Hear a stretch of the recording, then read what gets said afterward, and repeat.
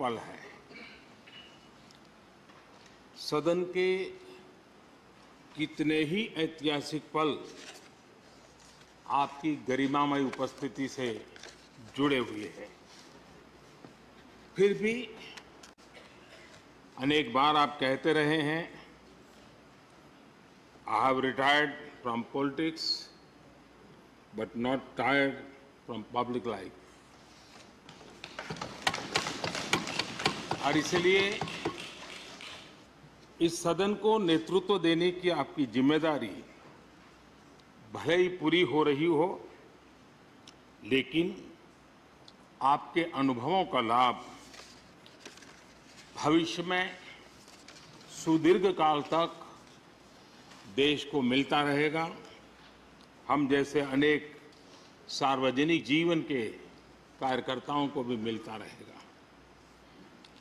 आदरणीय सभापति महोदय, आजादी के अमृत महोत्सव में आज जब देश अपने अगले 25 वर्षों की नई यात्रा शुरू कर रहा है,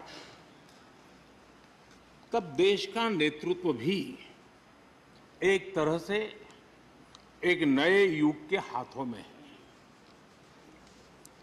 हम सब जानते हैं कि इस बार हम एक ऐसी 15 अगस्त मना रहे हैं जब देश के राष्ट्रपति, उपराष्ट्रपति, स्पीकर, प्रधानमंत्री सबके सब वो लोग हैं जो आजाद भारत में पैदा हुए हैं।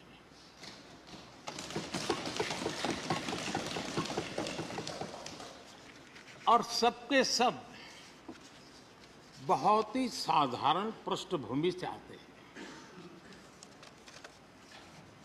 मैं समझता हूं उसका अपना एक सांकेतिक महत्व है, साथ में देश के नए युग का एक प्रतीक भी है।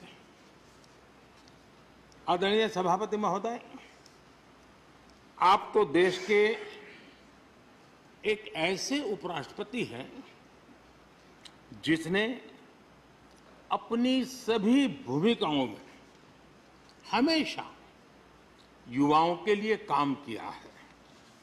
आपने सदन में भी हमेशा युवा सांसदों को आगे बढ़ाया, उन्हें प्रोत्साहन दिया। आप लगातार युवाओं के संवाद के लिए यूनिवर्सिटीज और इंस्टीट्यूशंस लगातार जाते रहे हैं। नई पीढ़ी के साथ आपका एक निरंतर कनेक्ट बना हुआ है और युवाओं को आपका मार्गदर्शन भी मिला है और युवा भी आपको मिलने के लिए हमेशा उत्सुक रहे हैं।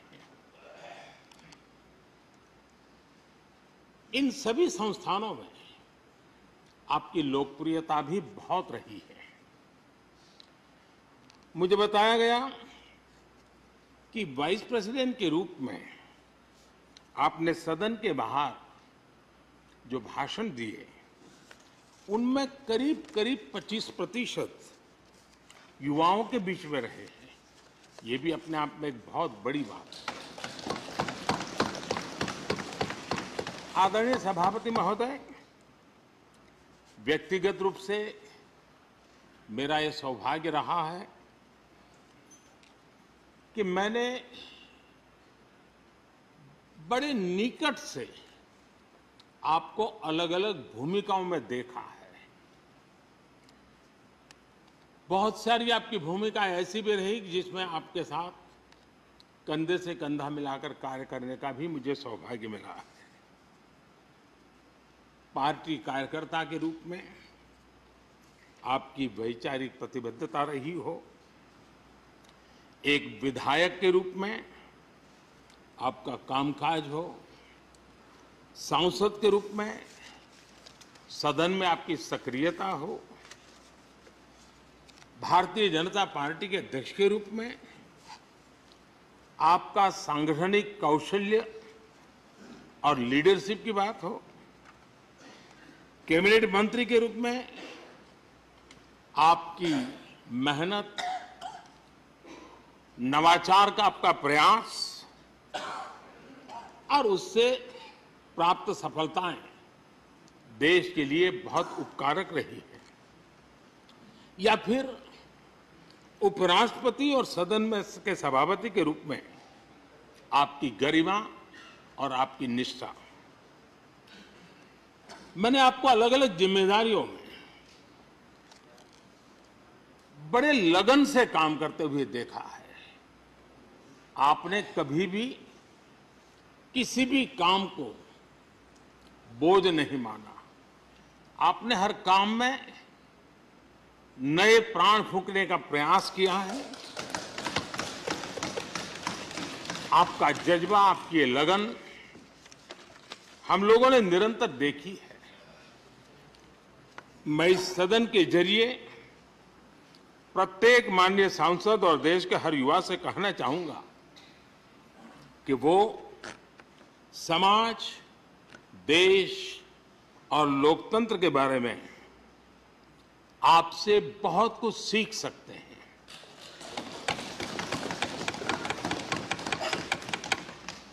Listening, learning, leading, connecting, communicating, changing और रिफ्लेक्टिंग, रिकनेक्टिंग जैसी किताबें आपके बारे में बहुत कुछ बताती हैं। आपके ये अनुभव हमारे युवाओं को गाइड करेंगे और लोकतंत्र को मजबूत करेंगे। आदरणीय राष्ट्रपति महोदय, आपकी किताबों का जिक्र मैंने इसलिए किया क्योंकि उनके टाइटल में आपकी वो शब्द प्रतिभा झलकती है जिसके लिए आप जाने जाते हैं।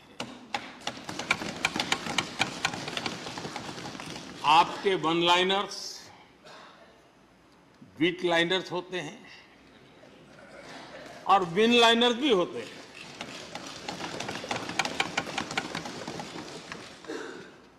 यानी उसके बाद कुछ और कहने की जरूरत ही नहीं रह जाती। Your each word is heard, preferred and revered and never countered.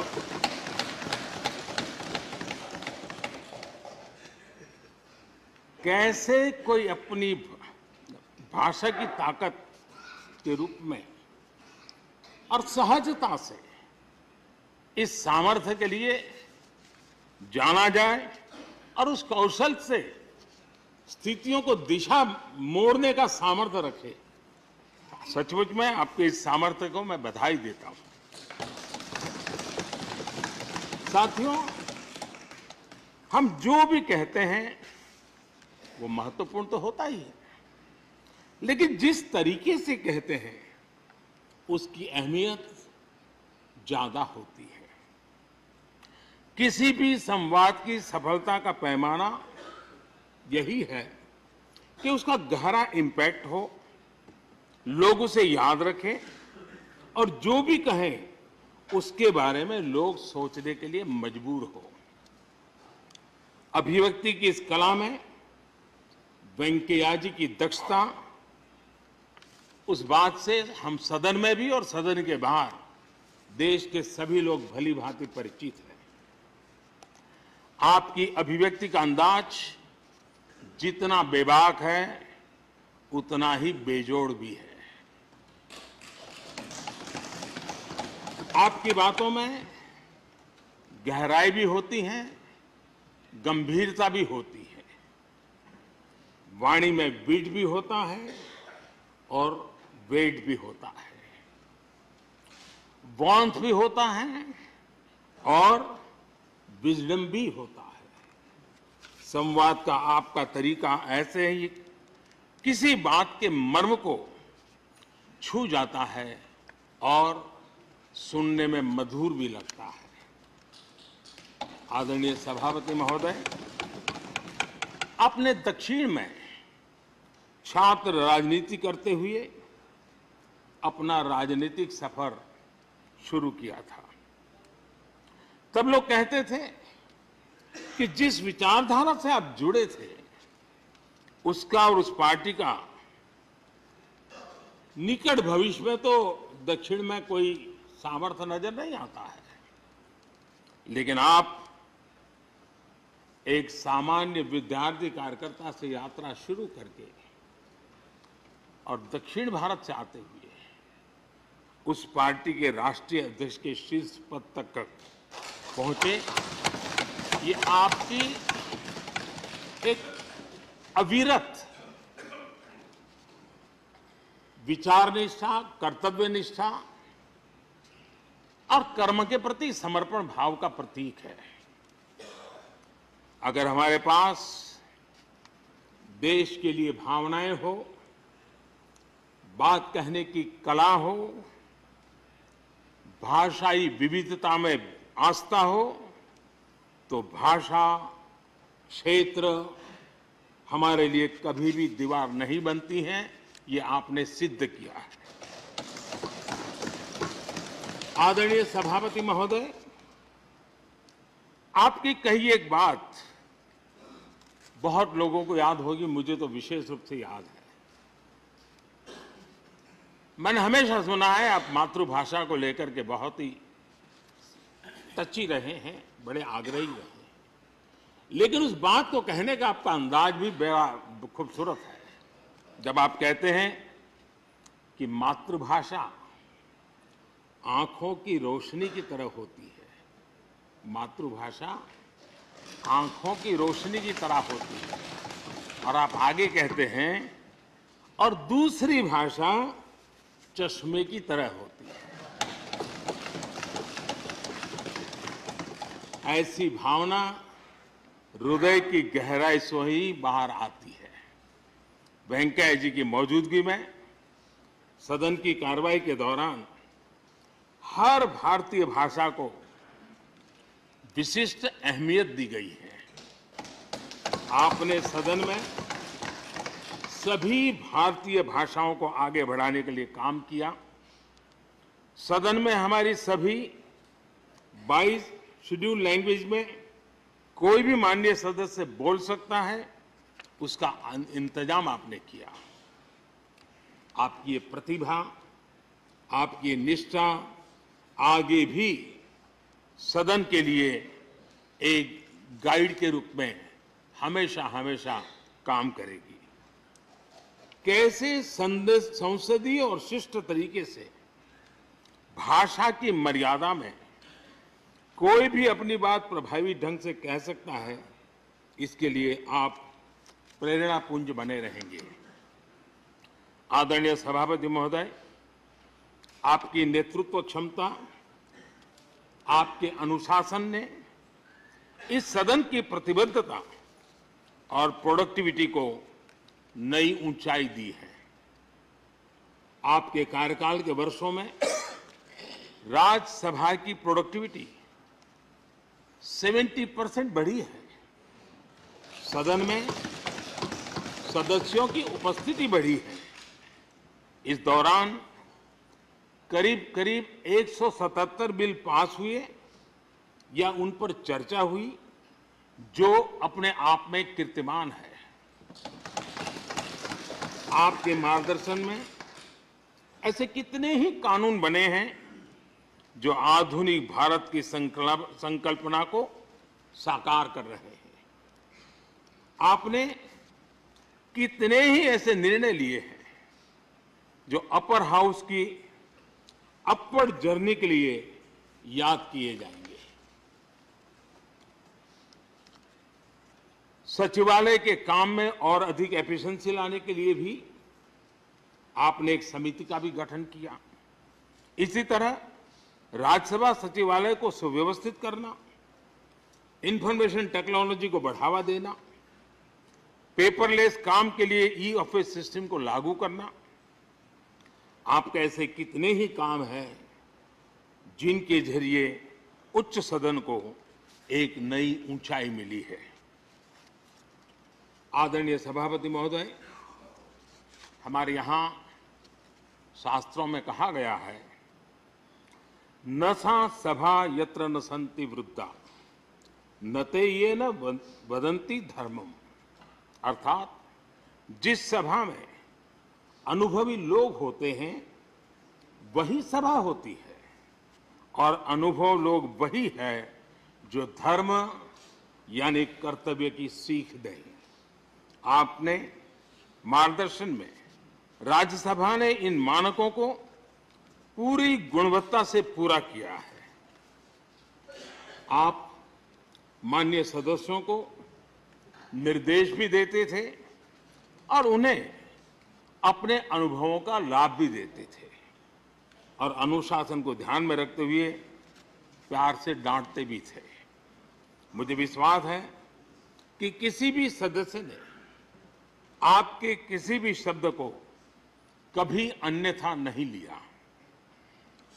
ये पूंजी तब पैदा होती है जब व्यक्तिगत जीवन में आप उन आदर्शों और मानकों का पालन करते हैं। आपने हमेशा इस बात पर बल दिया कि संसद में व्यवधान एक सीमा के बाद सदन की अवमानना के बराबर होता है। मैं आपके इन मानकों में लोकतंत्र की परिपक्वता को देखता हूं।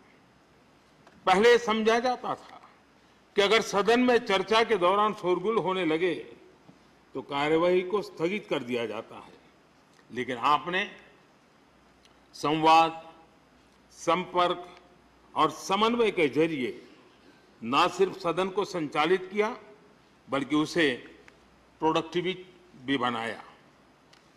सदन की कार्यवाही के दौरान जब सदस्यों के बीच कभी टकराव की परिस्थिति पैदा होती थी तो आपसे बार बार सुनने को मिलता था, let the government propose, let the opposition oppose and let the house dispose. इस सदन को दूसरे सदन से आए विधेयकों पर निश्चित रूप से सहमति या असहमति का अधिकार है।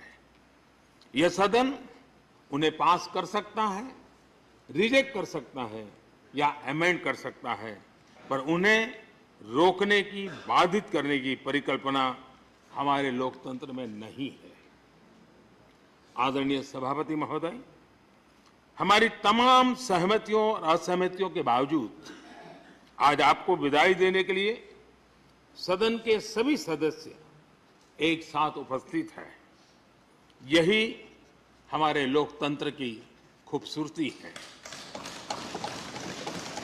ये आपके लिए इस सदन के सम्मान का उदाहरण है। मैं आशा करता हूं कि आपके कार्य, आपके अनुभव आगे सभी सदस्यों को जरूर प्रेरणा देंगे। अपने विशिष्ट तरीके से आपने सदन चलाने के लिए ऐसे मानदंड स्थापित किए हैं जो आगे इस पद पर आसीन होने वालों को प्रेरित करते रहेंगे। जो लेगेसी आपने स्थापित की है, राज्यसभा उसका अनुसरण करेगी, देश के प्रति अपनी जवाबदेही के अनुसार कार्य करेगी। इसी विश्वास के साथ आपको पूरे सदन की तरफ से, मेरी तरफ से अनेक अनेक शुभकामनाएं देता हूं। और आपने देश के लिए जो कुछ भी किया है, इस सदन के लिए जो कुछ भी किया है, इसके लिए सबकी तरफ से ऋण स्वीकार करते हुए मैं आपका धन्यवाद करता हूं। बहुत बहुत शुभकामनाएं। धन्यवाद प्रधानमंत्री जी। श्री मल्लिकार्जुन खड़गे जी।